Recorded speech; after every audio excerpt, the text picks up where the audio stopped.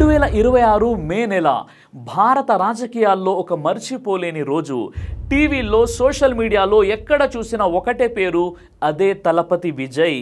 తమిళనాడుకి తానే భవిష్యత్ ముఖ్యమంత్రి అవుతానని హీరో విజయ్ 2 ఏళ్ల క్రితమే హింట్ ఇచ్చారా?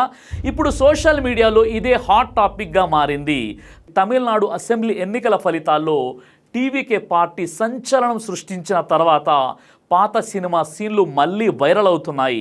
ముఖ్యంగా దర్శకుడు వెంకట్ ప్రభు తెరకెక్కించిన గోడ్ సినిమాలో విజయ్ ఉపయోగించిన కార్ నెంబర్ TN07CM26 ఇప్పుడు పెద్ద చర్చకు దారితీసింది.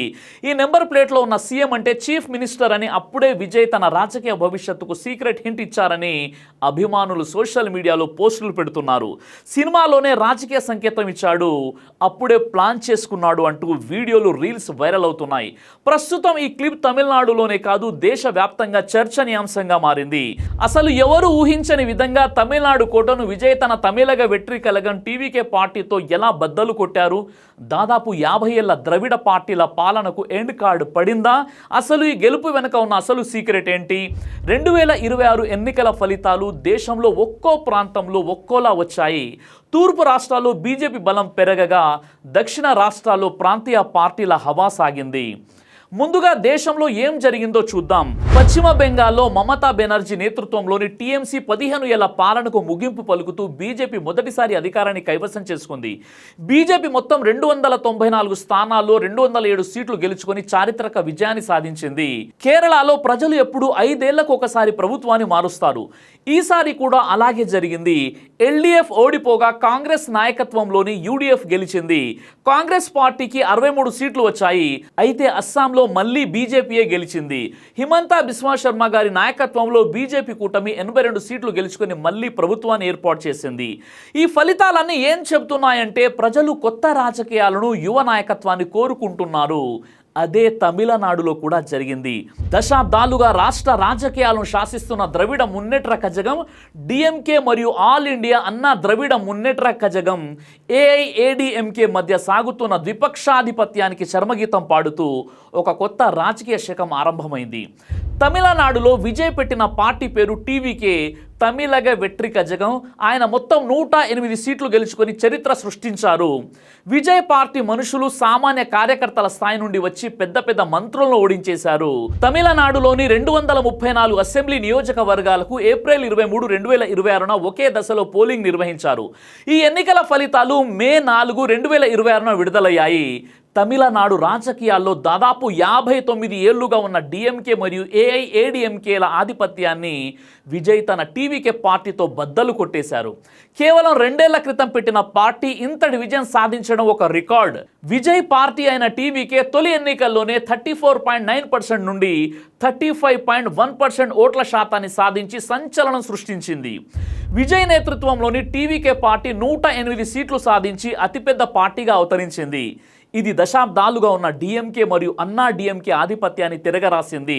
తమిళనాడులోని మొత్తం 234 సీట్లు ఉంటే విజయ్ పార్టీ ఏకంగా 108 సీట్లు గెలుచుకుని అతిపెద్ద పార్టీగా నిలిచింది. ఇది మామూలు విషయం కాదు. గత దాదాపు 59 ఏళ్లుగా అక్కడ డిఎంకే లేదా ఏఐఏడిఎంకే తప్ప మూడో పార్టీకి చోటు ఉండేది కాదు. కానీ ఈసారి విజయ్ 35.1% ఓట్లతో అందరిని షాక్కి గురి చేశాడు. చివరికి ఎంతలా అంటే సాక్షాత్తు ముఖ్యమంత్రి స్టాలిన్ గారు కూడా తన సొంత నియోజకవర్గం కొలత్తూరులో ఓడిపోయారంటే నమ్ముతారా? అవును, అక్కడ టీవీకే అభ్యర్థి ఎంఎస్ బాబు గారు సుమారు 8,000 పైగా ఓట్ల మెజారిటీతో గెలిచారు. దురై మురుగన్ లాంటి సీనియర్ నేతలు కూడా విజయ్ అభ్యర్థుల చేతిలో పరాజయం పాలయ్యారు. విజయ్ తాను పోటీ చేసిన పెరంబూరు మరియు తిరుచి ఈస్ట్ 2 చోట్ల భారీ మెజారిటీతో గెలిచారు. విజయ్ రాజకీయాల్లోకి రావడానికి ముందే చాలా పక్కగా ప్లాన్ చేసుకున్నారు. ఆయన గెలుపు కేవలం సినిమాల వల్ల వచ్చిన క్రేజ్ మాత్రమే కాదు, దాని వెనక చాలా బలమైన కారణాలు మరియు వ్యూహాలు ఉన్నాయి. తమిళనాడులో నటులు రాజకీయాల్లోకి రావడం కొత్తేమీ కాదు, కానీ విజయ్ ప్రయాణం ఇతర నటుల కంటే భిన్నంగా మరియు అత్యంత ప్రణాళికబద్ధంగా సాగింది. ఆయన కేవలం తన సినిమాల ద్వారా వచ్చిన పాపులారిటీని మాత్రమే నమ్ముకోకుండా గత 15 ఏళ్లుగా పటిష్టమైన పునాదులు నిర్మించుకున్నారు. విజయం కంటే ముందు తమిళనాడులో ఉన్న సామాజిక మరియు రాజకీయ పరిస్థితులను అర్థం చేసుకోవడం చాలా ముఖ్యం. తమిళనాడులో మూవీ యాక్టర్స్ను కేవలం నటులుగానే కాకుండా దైవ సమానులుగా ఆరాధించే ప్రత్యేకమైన సంస్కృతి ఉంది. అభిమానులు తమ అభిమాన నటుడి కోసం ప్రాణాలిచ్చేందుకు సైతం వెనకాడరు. కొందరు తమ శరీరాలపై నటుల చిత్రాలను టాటూలుగా వేయించుకుంటే మరికొందరు వారిని ఆరాధ్య దైవాలుగా పూజిస్తారు. ఇది ఒక రకమైనటువంటి పిచ్చి. వాస్తవానికి ఇది సరైనది కూడా కాదు. తమిళనాడులో సినిమాలకు ఉన్న క్రేజ్ వల్లే రాజకీయాల్లో కూడా పెద్ద మార్పు వచ్చింది. దీనికి 2024 అక్టోబర్లో విజయ్ పెట్టిన మొదటి రాజకీయ సభే ఒక ఉదాహరణ. ఆ సభకు దాదాపు 5 లక్షల మందికి పైగా జనం వచ్చారు. ఆ రద్దీ వల్ల కిలోమీటర్ల మేర ట్రాఫిక్ నిలిచిపోయింది. ఎంతలా అంటే ప్రభుత్వం టోల్ గేట్ల దగ్గర డబ్బులు తీసుకోకుండానే వాహనాలను వదిలేయాల్సి వచ్చింది. ఈ భారీ ప్రజా మద్దతును చూశాక విజయ్ కేవలం ఒక నటుడు మాత్రమే కాదు, ఒక బలమైన రాజకీయ నాయకుడు అని అందరికీ అర్థమైంది. విజయ్ వాడే విజిల్ పోడు అనే మాట కేవలం సినిమా హాల్కే కాకుండా ఒక పవర్ఫుల్ రాజకీయ నినాదంగా మారిపోయింది. తమిళనాడులో రాజకీయాలు అంటే సినిమా గ్లామర్ మరియు బలమైన సిద్ధాంతాల కలయిక. పెరియర్ ఈవి రామస్వామి గారు మొదలుపెట్టిన ద్రవిడ రాజకీయాలు ప్రధానంగా అందరికీ సమాన హక్కులు ఉండాలి, మన ప్రాంతీయ గౌరవం పెరగాలి మరియు హిందీ భాష రుద్దుడు ఉండకూడదు అనే విషయాల మీద నడిచాయి. దాదాపు 70 ఏళ్లుగా కరుణానిధి మరియు ఎంజీఆర్ వంటి పెద్ద నాయకులు ఈ పద్ధతినే కొనసాగించారు. అయితే 2026 నాటికి ఈ పాత పార్టీల తీరు మీద ప్రజల్లో ముఖ్యంగా యువతలో అసంతృప్తి పెరిగింది. ఏదో ఒక కొత్త మార్పు రావాలని వారు బలంగా కోరుకున్నారు. రాష్ట్రం ఆర్థికంగా బాగా ఎదిగింది. డిఎంకే పాలనలో రాష్ట్ర ఆదాయం జీడిపి 16% పెరగడం ఒక మంచి విషయం. అయితే ఆ పెరిగిన సంపద అందరికీ సమానంగా అందలేదని ప్రజలు భావించారు. ముఖ్యంగా రాష్ట్రం బాగుపడిందని లెక్కలు చెబుతున్నా మరోవైపు చదువుకున్న యువతకు ఉద్యోగాలు దొరకకపోవడం, నిరుద్యోగం పెద్ద సమస్యగా మారింది. ఇదే 2026 ఎన్నికల ఫలితాల్లో పెద్ద మార్పు రావడానికి ముఖ్య కారణం. రాష్ట్రం ఆర్థికంగా 16% వృద్ధి సాధించిందని ప్రభుత్వం ప్రచారం చేసుకున్నప్పటికీ క్షేత్రస్థాయిలో పరిస్థితి వేరుగా ఉంది. విద్యావంతులైన యువతలో ప్రతి ముగ్గురిలో ఒక్కరికి మాత్రమే ఉపాధి దొరుకుతుండడంతో నిరుద్యోగ సమస్య తీవ్రమైంది. ఇది ప్రజల్లో ప్రభుత్వంపై వ్యతిరేకత పెరగడానికి ప్రధాన కారణమైంది. దీనికి తోడు సుమారు 15 లక్షల మంది కొత్త ఓటర్లు పాత పద్ధతుల కంటే కొత్త మార్పులను కోరుకున్నారు. రాష్ట్రంలోని అవినీతి మరియు వారసత్వ రాజకీయాల పట్ల యువతకు ఉన్న అసంతృప్తిని గమనించిన విజయ్ వారికి సరైన ప్రత్యామ్నాయంగా కనిపించారు. దాంతో ప్రజలు ఆయన కొత్త పార్టీకి ఒక గొప్ప అవకాశం ఇచ్చారు. విజయ్ రాజకీయ ప్రయాణం మిగతా నటుల కంటే భిన్నంగా ఒక పక్కా ప్లాన్తో సాగింది. రజనీకాంత్, కమల్ హాసన్ లాగా తడబడకుండా విజయ్ చాలా స్పష్టమైన నిర్ణయాలతో ముందుకెళ్లారు. తనకున్న సినిమా క్రేజ్ను వాడుకొని ప్రజలంతా ఆయన వెంట నడిచేలా ఒక పెద్ద రాజకీయ ఉద్యమాన్ని తేవడం వల్ల విశ్లేషకులు ఆయన్ని ఎంజీఆర్ 2.0 అని పిలిచారు. ఎవరు ఊహించని విధంగా విజయ్ గెలవడానికి కొన్ని బలమైన కారణాలు ఉన్నాయి. ముందుగా సినిమాటిక్ ఇమేజ్ మరియు రాజకీయ సందేశాలు. విజయ్ తన సినిమాల ద్వారా రాజకీయాల్లోకి రావడం అనేది ఎంజీఆర్ మరియు జయలలిత వంటి పాత తర నాయకులు చేసిన పద్ధతిలోనే సాగింది. దీనిని 3 దశలుగా చెప్పుకోవచ్చు. మొదటి దశ, గిల్లీ వంటి సినిమాల్లో ఆయన ఒక సామాన్య యువకుడిగా కనిపించి అన్యాయం చేసే గుండాలను ఎదిరిస్తూ ప్రజలకు దగ్గరయ్యారు. రెండో దశ, తలైవా వంటి సినిమాల ద్వారా తనను తాను ఒక రాజకీయ నాయకుడిగా, లీడర్గా ప్రజల మనసులో ముద్ర వేసుకున్నారు. మూడో దశ, సర్కార్ వంటి సినిమాల్లో ఆయన నేరుగా రాజకీయ వ్యవస్థలోని తప్పులను ఎండగట్టారు. ముఖ్యంగా ఓట్ల కోసం ఇచ్చే ఉచిత పథకాల వల్ల కలిగే నష్టాల గురించి ప్రజలకు వివరించారు. ఇక మరో బలమైన కారణం విజయ్ మక్కల్ ఇయ్యకం విఎంఐ నిర్మాణం. విజయ్ రాజకీయాల్లో గెలవడానికి విజయ్ మక్కల్ ఇయ్యకం విఎంఐ అనే సంస్థే ముఖ్యమైన కారణం.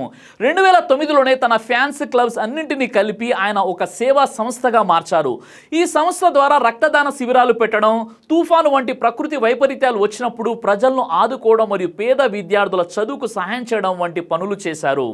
మొదట మీ కుటుంబాన్ని, మీ తల్లిదండ్రులను బాగా చూసుకోండి, మీ ఇల్లు సంతోషంగా ఉంటేనే మీరు బయటకు వచ్చి సమాజానికి సేవ చేయగలరు అని విజయ్ తన ప్రతి సభలోనూ చెబుతుంటారు.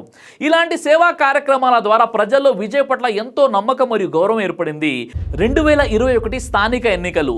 విజయ్ తన రాజకీయ శక్తిని అధికారికంగా పార్టీ ప్రకటించక ముందే 2021 స్థానిక ఎన్నికల్లో పరీక్షించారు.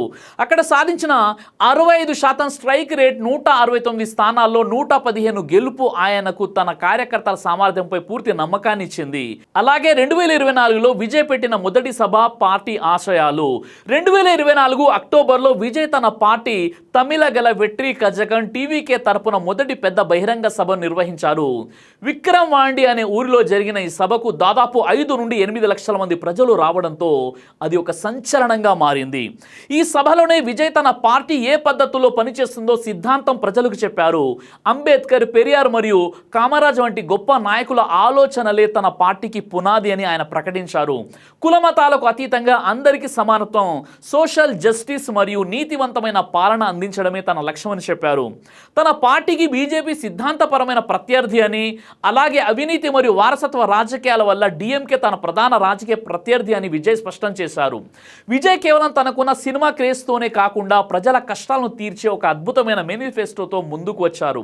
టెక్నాలజీ, దేశంలోనే మొదటిసారిగా ఆర్టిఫిషియల్ ఇంటెలిజెన్స్ ఏఐ కోసం ప్రత్యేక మంత్రిత్వ శాఖను ఏర్పాటు చేస్తామని ప్రకటించారు. ఉద్యోగాలు, గ్రామీణ స్థాయిలో 5 లక్షల మంది యువతకు ఉద్యోగాలు ఇచ్చి నెలకు 18,000 జీతం ఇస్తానని హామీ ఇచ్చారు. విద్యార్థులకు 20 లక్షల రూపాయల వరకు విద్యా రుణాలు. ఇక మహిళా సంక్షేమం, పేద కుటుంబాల వధువులకు 8 గ్రాముల బంగారం, మహిళా కుటుంబ యజమానులకు నెలకు 2,500 నగదు మరియు ఏడాదికి 6 గ్యాస్ సిలిండర్లు ఉచితంగా ఇస్తామన్నారు. ఇక రైతు భరోసా, 5 ఎకరాల లోపున రైతులకు పూర్తి రుణమాఫీ మరియు వరి ధాన్యానికి క్వింటల్కు 3,500 మద్దతు ధర ప్రకటించారు. అవినీతి రహిత పాలన, ఒక్క రూపాయి కూడా లంచం తీసుకోనివ్వను అన్న ఆయన మాట యువతను బాగా ఆకట్టుకుంది. ఈ విధంగా విజయ్ తన ఎన్నికల ప్రణాళికలో ప్రకటించిన పథకాలు మహిళలు మరియు నిరుద్యోగులపై తీవ్ర ప్రభావం చూపాయి. ఈ హామీలు ఓటర్లను ఆకర్షించడంలో కీలక పాత్ర పోషించాయి.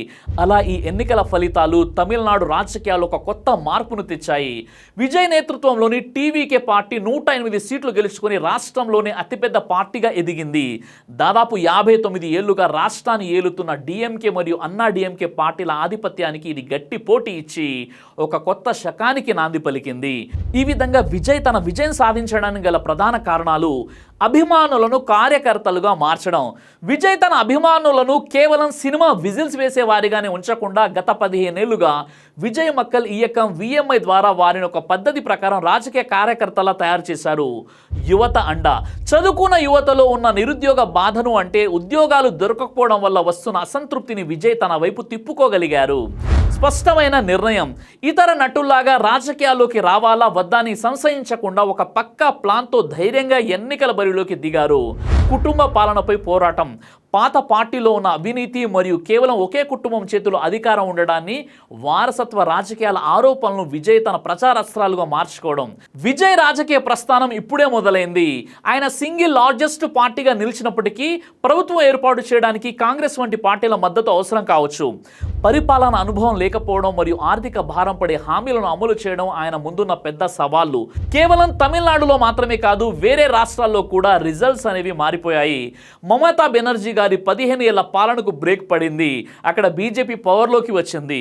పరిశ్రమలు రాకపోవడం, ఉపాధి లేకపోవడమే మమతా ఓటమికి కారణమని విశ్లేషకులు చెబుతున్నారు. కేరళలో ఇక్కడ మాత్రం హిస్టరీ రిపీట్ కాలేదు. ఎల్డీఎఫ్ ఓడిపోయి యూడీఎఫ్ కాంగ్రెస్ ప్రభుత్వం పవర్లోకి వచ్చి రికార్డు సృష్టించింది. అస్సాంలో హిమంత బిశ్వా శర్మ గారు మౌలిక సదుపాయాలపై పెట్టిన దృష్టి వల్ల అక్కడ బీజేపీ మళ్ళీ గెలిచింది. చివరిగా ఒక మాట అందరూ గుర్తుంచుకోవాలి, జనం నిశ్శబ్దంగా ఉంటారు కానీ తమకు నచ్చకపోతే ఎంతటి వాడినైనా గద్దె దించుతారు. 2026 ఫలితాలు అన్ని రాజకీయ పార్టీలకు ఒక పెద్ద గుణపాఠం. మరి విజయ్ అద్భుతమైన పరిపాలన అందిస్తారా? ఈ కొత్త మార్పు తమిళనాడు భవిష్యత్తును ఎలా మారుస్తుంది? మీరేమనుకుంటున్నారో కింద కామెంట్స్లో చెప్పండి. ఈ వీడియో నచ్చితే లైక్ చేయండి, మీ ఫ్రెండ్స్కి షేర్ చేయండి. ఇలాంటి మరిన్ని ఇంట్రెస్టింగ్ అప్డేట్స్ కోసం మా ఛానల్ని సబ్స్క్రైబ్ చేయడం మర్చిపోకండి. జై హింద్. దైవ ప్రవక్త ముహమ్మద్ సల్లల్లాహు అలైహి వసల్లం వారు తెలియజేశారు, కడుపుకు సంబంధించినటువంటి అన్ని రకాల వ్యాధులకు అద్భుతమైనటువంటి ఔషధం తల్బీనా. ఇది దైవ ప్రవక్త వారి సున్నత్, మంచి ఆహారం, ఇమ్యూనిటీ బూస్టర్, ఇందులో షిఫా ఉంది. ఇది మంచి ఔషధంగా కూడా పనిచేస్తుంది కాబట్టి పిల్లలు అయినా పెద్దలు అయినా ఎవరైనా దీనిని ఉపయోగించవచ్చు. అలాగే ఖురాన్లో దైవం తెలియజేశాడు, తేనెలో మీకు స్వస్థత ఉంది అని. కాబట్టి స్వచ్ఛమైనటువంటి ఫారెస్ట్ హనీ కోసం మీరు సంప్రదించండి. అలాగే పురుషుల కోసం ప్రత్యేకంగా తయారు చేయబడినటువంటి షాహీ హల్వా, ఇది లైంగిక సమస్యలను దూరం చేసి శృంగార సామర్థ్యాన్ని పెంచుతుంది. మీ దాంపత్య జీవితంలో మంచి అనుభూతినిస్తుంది. ఇందులో ఎలాంటి సైడ్ ఎఫెక్ట్స్ లేవు. ఇది కంప్లీట్గా హెర్బల్ ప్రొడక్ట్స్తో తయారు చేయబడినటువంటిది. కాబట్టి స్క్రీన్పై కనిపిస్తున్నటువంటి ఈ నెంబర్స్కి కాల్ చేసి మీరు ఇప్పుడే ఈ ప్రొడక్ట్స్ని ఆర్డర్ చేసుకోవచ్చు. కొరియర్ ఫెసిలిటీ కూడా ఉంది. ఆలస్యం ఎందుకు, వెంటనే ఆర్డర్ చేయండి.